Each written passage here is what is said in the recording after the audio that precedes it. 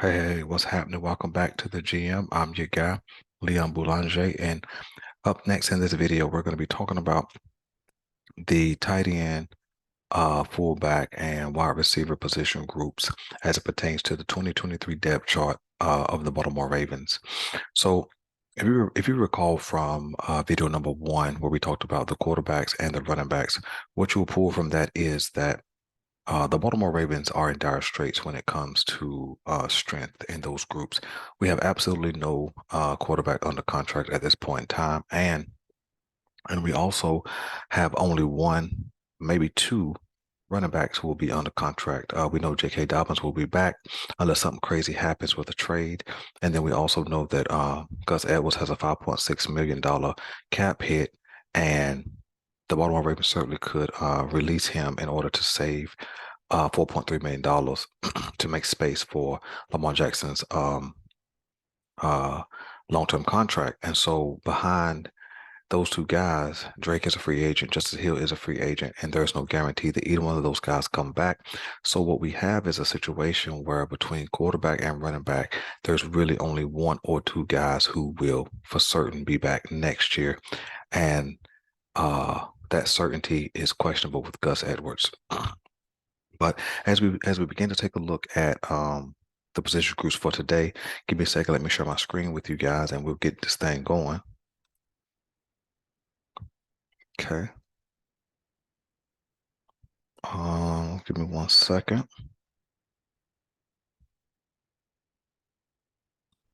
There we go. Well, first up, we're going to deal with the fullbacks, and we know that the fullbacks is Pro Bowler Patrick Ricard, 305-pound monster who kind of does it all, catches some passes, definitely does some blocking. Um, kind of lines up in the backfield on occasion. Doesn't get a lot of carries for him to be that big, but he kind of does it all though.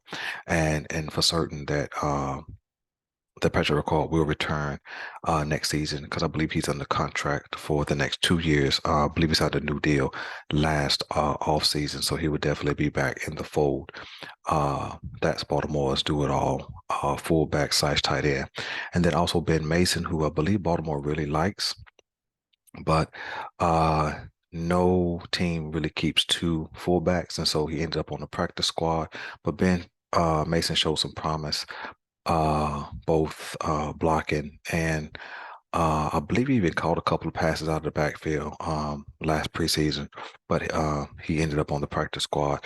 But I do not think he will be on the regular roster, so I believe um, Patrick Ricard is a roster lock and barring injury, and then Ben Mason will end up back on the practice squad for sure.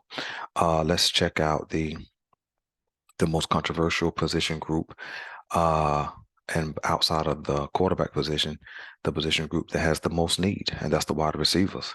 So when we look at the wide receiver position, the first two up, we have Demarcus Robinson listed as the number one and Sammy Watkins listed as the number two. Demarcus Robinson was a cast off from the LA, no, from the Vegas Raiders, excuse me, not LA.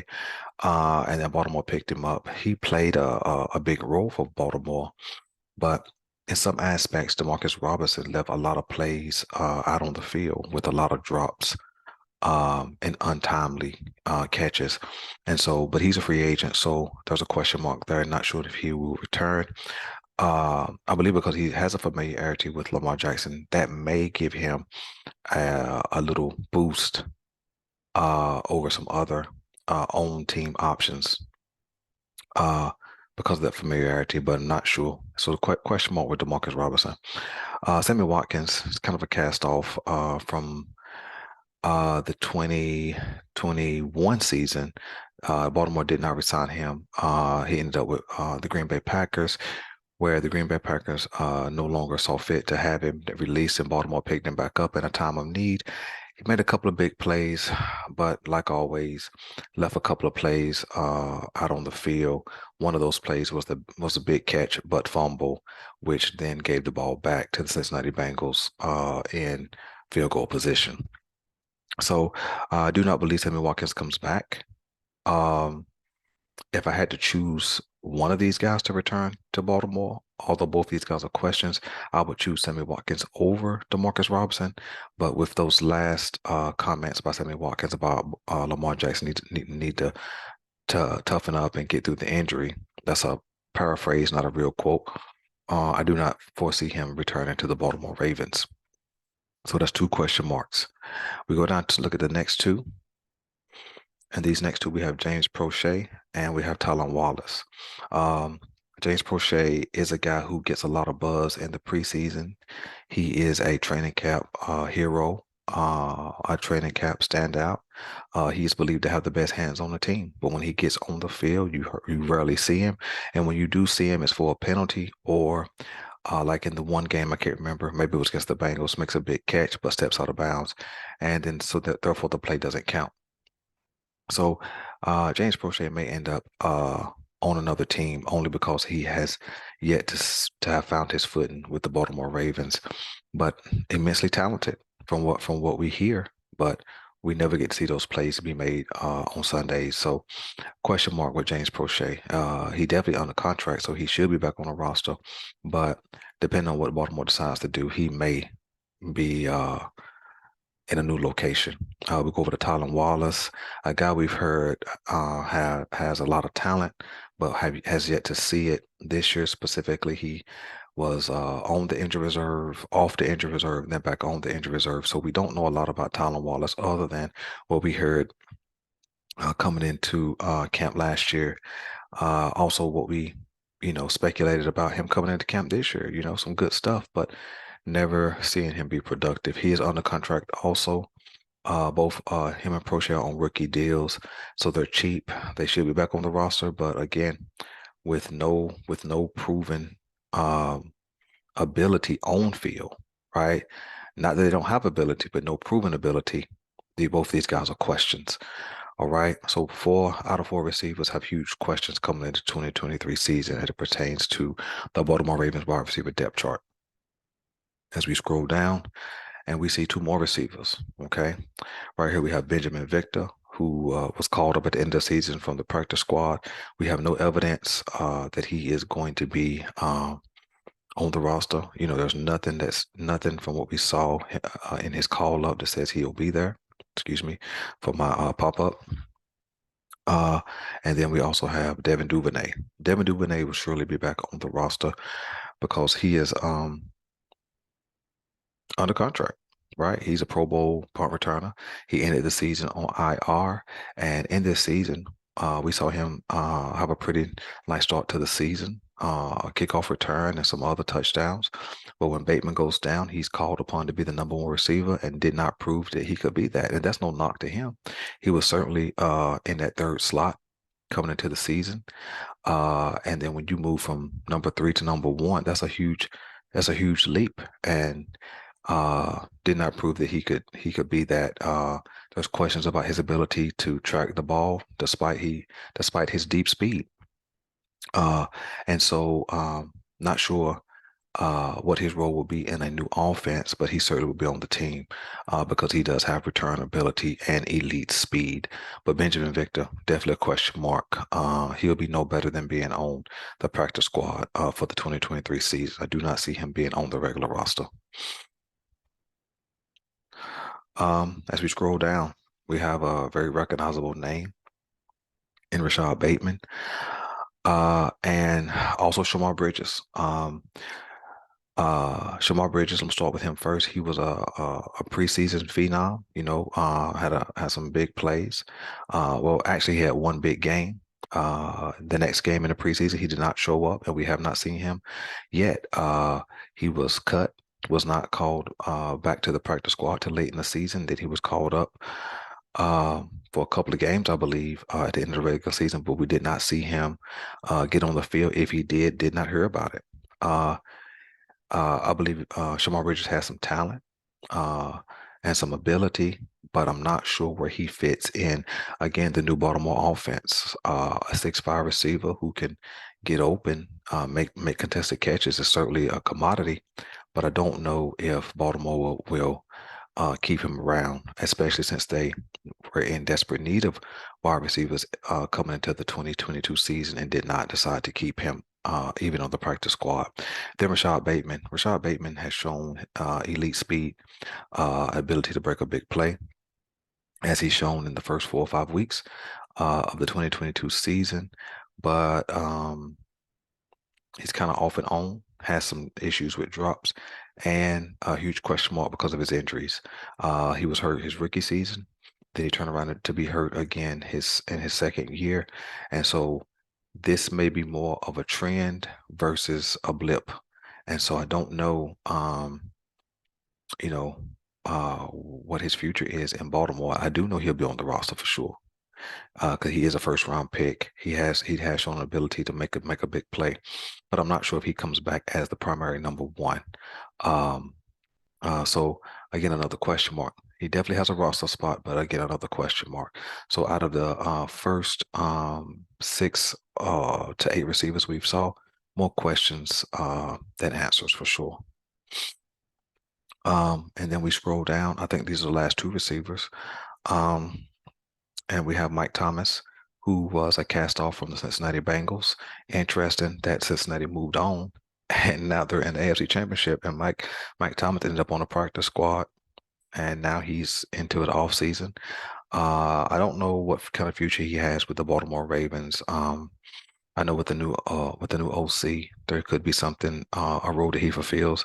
Not 100% sure, but I do not see him on the regular roster as of next year. It's time for Baltimore to get some proven commodities versus some guys you're trying to build and develop. We are not in build and develop mode anymore. We are in go now mode for sure. So we look at Andy Isabella. Andy Isabella could certainly be a go now mode guy. He is a 3 or 4 year veteran. He was released by the Arizona Cardinals because they have a litany of wide receivers over there in Arizona, but did not make a lot of impact. We definitely saw some jet sweep fakes and things of that nature, but no catches and no real field impact. So, but I think he could have possibly a roster spot. He may sneak in and take away a Tylan Wallace spot or maybe a James Prochet spot because he does have elite speed and some big playability. Just not sure if Baltimore has time to develop his skill set and ability. So when we look at the receiving group, we have a bunch of uh, a bunch of players, but no proven commodities. Definitely talented guys such as Bateman, Duvernay, Prochet, and Wallace, who are all under contract, but nobody is for certain to return. So a lot of questions there at the wide receiver position. A position group, as I scroll down to tight ends, a position group that John Harbaugh vowed to make better and improve. As we go down here and we start looking at the tight end group, this is the most solid group on the whole team, I believe. They have the most talent from top to bottom, and economically, it's the most affordable group. We know Mark Andrews has a big contract. Isaiah Likely is on a rookie deal. You're going to see Charlie Kolar and you're going to see Josh Oliver. All of them to combine, I think, have a salary less than $20 million, which makes them affordable in comparison to the talent that they possess. We know what Mark Andrews is, Pro Bowler, big time playmaker, the go-to receiver, and we hope to change that, right? If we can put a big time receiver on the field, and we'll talk about that here in a second. We can put a big time receiver on the field. Mark Andrews can then become the number 2 receiver, which then takes some pressure off of him, and maybe he can even make even more plays. Isaiah Likely has shown an ability to get downfield, make big catches, get open consistently. He did have some drops, but he did make some plays. The problem that I saw from Baltimore this year was not being able to find a way to get Mark Andrews and Likely on the field together and be productive. They definitely were on the field at the same time, but there was little to no productivity between them both. You know what I'm saying? You should have been able to figure out, speaking of Baltimore, they should have been able to figure out how to put both of these guys on the field and consistently get open, take pressure off one another, especially with the lack at wide receiver. But for whatever reason, not sure if that was Greg Roman's scheme, if that was a poor play calling, poor approach to game plan. I don't know what that was, but it's a crime to not get these two talented guys on the field and be productive at the same time. But we definitely know Likely will be back, and we certainly know Mark Andrews will be back in the fold for the 2023 season. If you scroll down, we're gonna see Josh Oliver and also Charlie Kolar. Let's start with Kolar. Kolar is a rookie who we didn't see most of the year till I think week 18. He kind of made a couple of big catches, and which kind of flashed his talent. Uh, I believe Baltimore expects big things from Charlie Kolar in the 2023 season, and so do I. And I believe that because of Charlie Kolar's ability or potential, I think that might make Josh Oliver, excuse me, a cap casualty. Simply because Josh Oliver may be a cap casualty because his salary um, may need to be freed up so that they can sign some other players in bigger positions of needs. The tight end position is stocked with Mark Andrews, Isaiah Likely, and Charlie Kolar. At this point, Josh Oliver will be a luxury, especially when you have Patrick Ricard who can fill in some of that tight end role. But top to bottom, this is the best position group on the Baltimore Ravens. As we go back to our main screen,